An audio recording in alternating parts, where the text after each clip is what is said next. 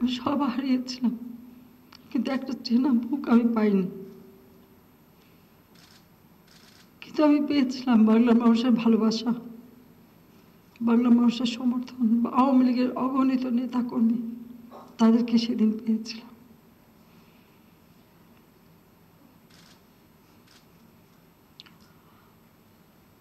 ৩২ নম্বর বাড়িতে যেতে চেয়েছিলাম,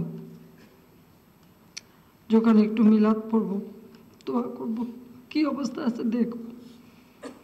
তখন জিয়াউর রহমান রাষ্ট্রপতি, আমাকে ওই বাড়িতে ঢুকতে দেয়নি।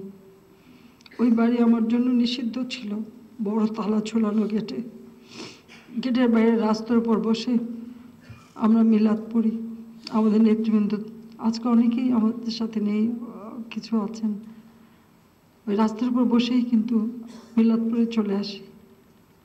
ওই বাড়ি আর জিয়াউর রহমান যতদিন বেঁচে ছিল ততদিন ওই বাড়ি আমাকে ঢুকতে দেয়নি। বিনিময়ে আমাকে অনেক বাড়ি দিতে চেয়েছে, অনেক কিছু দিতে চেয়েছে, কিন্তু একজন খুনির কাছ থেকে কিছু নেওয়া, এটা কখনোই আমার রুচিতে ছিল না।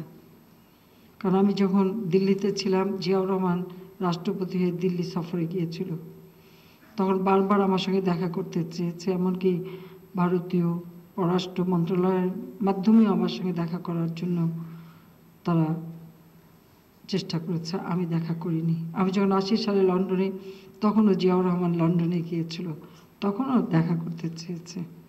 আমি বলছি খুনির চেহারা আমি দেখতে চাই না। জিয়ার মৃত্যুর পর হঠাৎ একদিন, সেদিন ছিল ১২ই জুন, সেদিন দুপুরে শুনলাম ৩২ নম্বর বাড়ি আমার কাছে হ্যান্ড ওভার করবে, আমাকে খুলে দেবে, আমার কাছে হস্তান্তর করবে। আমি জানি না আমি কী করব, কীভাবে কী করব। আমার ছোট সৈয়দ হোসেন সাহেব বললেন, একজন আইনজীবী ঠিক করে আইনজীবীর মাধ্যমে এই বাসা নিতে হবে, কারণ এই বাসা হত্যাকাণ্ড করেছে, লুটপাট হয়েছে, কাজে বাসা এমনিভাবে নেওয়া যাবে না। কিন্তু ওদের কিছু একটা তাড়া ছিল, প্রচণ্ড তাড়া।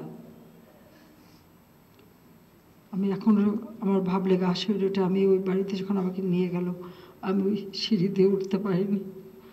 আমি অর্ধেক সিঁড়ি উঠে আমি চিৎকার করে ফিরে যাই, এবং কনস্টেবল গেট তখন বন্ধ, সেখানে আমি জ্ঞান হারিয়ে ফেলি। তারপর রেহাই ছিল না।